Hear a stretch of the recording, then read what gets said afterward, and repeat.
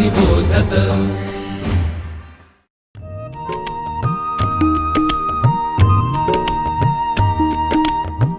विवेकी अक्षर विवेकी लेखन सुश्राव्य वाचन श्रवणार्थ चरित्रे संस्कारी धीरवीर गाथा रम्य बालकथा अनुभवा अमृताचे शब्द थोर आणि सान सगळ्यांचे कान आनंदावे चालता बोलता ऐकावे पहावे ज्ञानी होत जावे सहजची।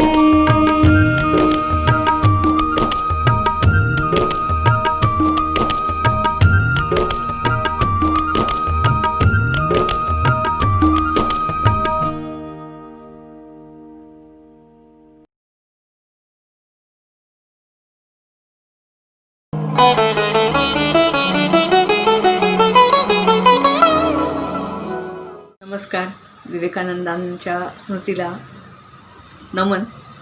विवेकानंद केंद्राचे सगळे सहकारी त्यांनाही वंदन. आणि शौर्य या भागातली एक कथा मी आज वाचून दाखवणार आहे.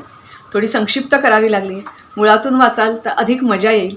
शौर्य भाग 1 मधली ही कथा आहे. कथेचं नाव आहे हारजतीच्या पलीकडे. ब्रिगेडियर जगदीशचंद्र बागुल हे जेव्हा नाशिकला होते तेव्हा मी त्यांना भेटले होते आणि त्यांनी ही सांगितलेली कथा आहे. अर्थातच प्रत्यक्ष लढाईची कथा नाही आहे, पण सैनिकात दडलेल्या माणसाची ही कथा आहे. कारगिलचं युद्ध सुरू होतं तेव्हाची ही कथा. कारगिलचा संघर्ष अगदी टिपेला पोचला होता. विविध भागात विखुरलेलं सैन्य सीमावर्ती भागात एकत्र झालं. एक एक शिखर घ्यायला सैनिकांना बाजी लावावी लागत होती. रोजचा दिवस होता वेगळा आणि रात्रही होती वेगळीच. टेकड्यांच्या माथ्यावर बसलेले घुसखोर खाली असलेल्या सैन्याला टार्गेट करत होते. मात्र कोणतीही किंमत मोजावी लागली तरी चालेल, पण या घुसखोरांना पिटाळून लावायचंच या जिद्दीने आपले सैनिक कामाला लागले होते. बटाली क्षेत्रातली आजची रात्र आपल्याला अनुकूल मात्र नव्हती. सैनिकांची एक टोळी निघाली आणि तिला माथ्यापर्यंत पोहोचू द्यायचं नाही याच्यावर पाकिस्तानी ठेणा साम होती. त्यांना माघार घेण्याची वेळ आली. मात्र माघार घेणंही सोपं नव्हतं. उंच उंच कडे, सरळ सोट, झाडामाडांचा आधार नाही. चालणं जेवढं कठीण त्यापेक्षा उतरणं अधिक कठीण.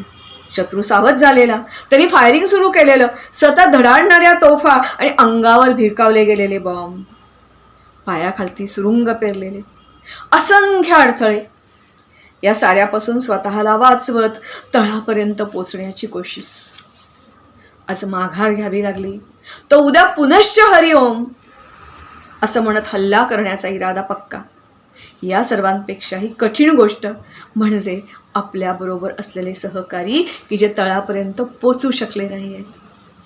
त्यांचे विखुरलेले देह छिन्न विच्छिन्न पडलेले, कुडीतून प्राण गेलेले आणि त्यांचे विखुरलेले अवयव यातूनच मन घट्ट करत, स्थिर ठेवत, केवळ आपलं अंतिम ध्येय पक्क करत परतण्याचा प्रयत्न सुरू. असाच एक जवान, त्याला एक सहकारी दिसला. सहकार्याच्या शरीरात अजून धुगधुगी कायम होती, मनात जिद्द, निश्चय. मात्र चालणं अशक्य झालं होतं, सरपटणंही अशक्य झालं होतं, बोलणं जड झालं होतं. तो बोलण्यापूर्वीच त्याचे भाव कळले. पाठीवर शस्त्रांचं ओझं होतं तरी पटकन तो खाली झुकला. सहकार्याला पाठीवर घेतलं आणि झपाझप पावलं टाकायला सुरुवात केली. थोडं पुढे जातो तोच आणखी एक सहकारी दिसला, अगदी तसाच. त्याला पाहताच सहकार्याचे आशा पालावल्या, डोळे बोलू लागले. त्याला उचलणं मात्र आता शक्य नव्हतं. यांनी आपल्या पायानं आणखीन वेग दिला. तो तळाजवळ आला. त्याला दिसताच तळावरची माणसं त्याच्याकडे धावली. त्याने त्याच्या पाठीवरचं ओझं आपल्या ताब्यात घेतलं. ते काही विचारू बघत होते, मात्र ह्याला थांबायला वेळच नव्हता. तो परत आपल्या सहकार्याच्या दिशेने निघाला. एवढं बळ त्याच्या पायात कुठून आलं होतं देवालाच माहीत. गेले कित्येक तास त्याला विश्रांती नव्हती. तो घायाळ सहकार्यापर्यंत पोचला. अजून तो सहकारी याच्या येण्याची प्रतीक्षा करतच होता. दोघांचे डोळे परस्परांना भिडले. शब्दाविण संवाद सुरू झाला आणि झटक्यात त्याला पाठीवर घेत तो जवान खाली टेकडी उतरू लागला. साऱ्या जिव्यातून तो पुन्हा जात होता. मन मात्र थोडं शांत झालं होतं. वरून फायरिंग सुरूच होतं. रात्रीचा अंधार दूर होत होता आणि प्रकाश तेजाळण्यापूर्वी खाली उतरायचं होतं. एवढ्यात शत्रूने त्याला पाहिलं आणि नेमका नेम धरला. त्यांच्या दिशेने गोळी आली. पाठीवरचं सहकार्याचं ओझं थोडं डुचमळलंय असं वाटलं, पण मनातले सारे विचार, विकार, शंका, कुशंका दूर सारत तो झपाट्याने खाली आला. आता मात्र त्याच्या पायातलं त्राण संपलं होतं. तो खाली आला आणि सहकार्याने त्याला आधार दिला. त्याच्या पाठीवरचं ओझं खाली घेतलं. सहकार्याच्या कुडीतले प्राण निघून गेले होते. जणू आपल्या लेकीला तो पाहत होता. तिला निरखून समजावून सांगत होता, बेटा मैं आ रहा हूँ.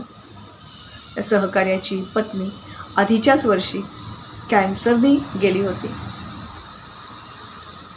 तुम अकेली नहीं हो, मुझे आने में थोड़ी देरी हो रही है, तो भी चिंता मत करना, मेरे दोस्त तुम्हारी मदद करेंगे. सैनिक आता खरंच थकला होता.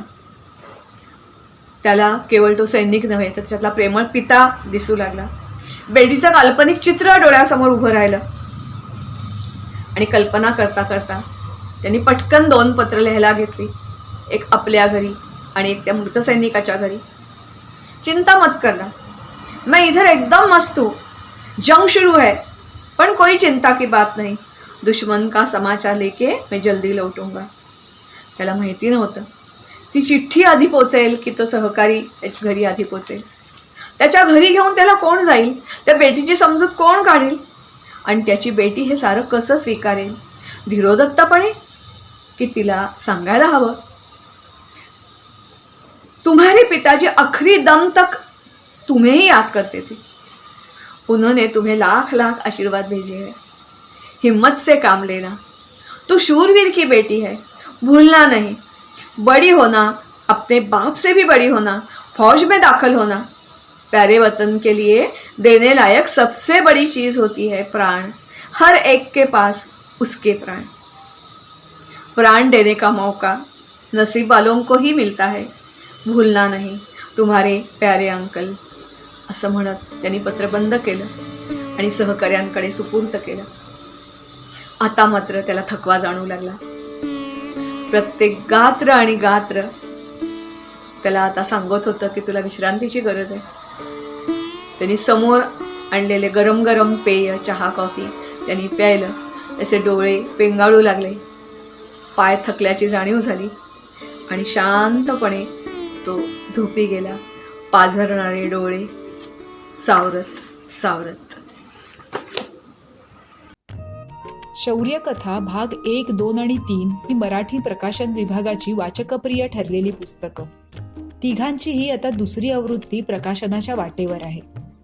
स्वातंत्र्य मिळाल्यानंतरही भारताला ज्या युद्धांना सामोरं जावं लागलं, देश खिळखिळा करणाऱ्या ज्या दहशतवादी कारवायांचा मुकाबला करावा लागला, त्यातल्या या वीरकथा आहेत.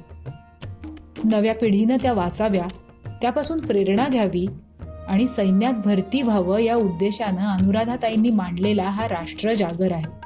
तो तुम्हाला नक्की आवडेल. सळसळत्या रक्ताला चेतवेल आणि भारताकडे वाकड्या डोळ्यानं पाहणाऱ्या शत्रूला नामोहरम करण्याची जिद्द बाळगणारी नवी पिढी उभी करेल, हाच विश्वास विवेकानंद केंद्र मराठी प्रकाशन विभागाच्याही मनात आहे.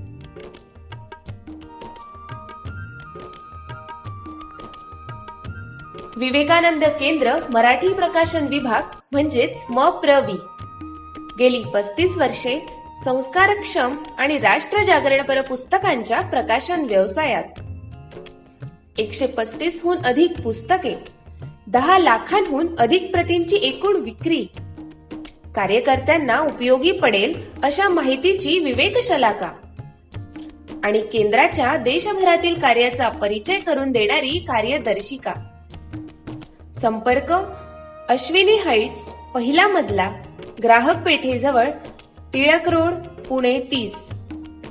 संपर्क क्रमांक 9881061686.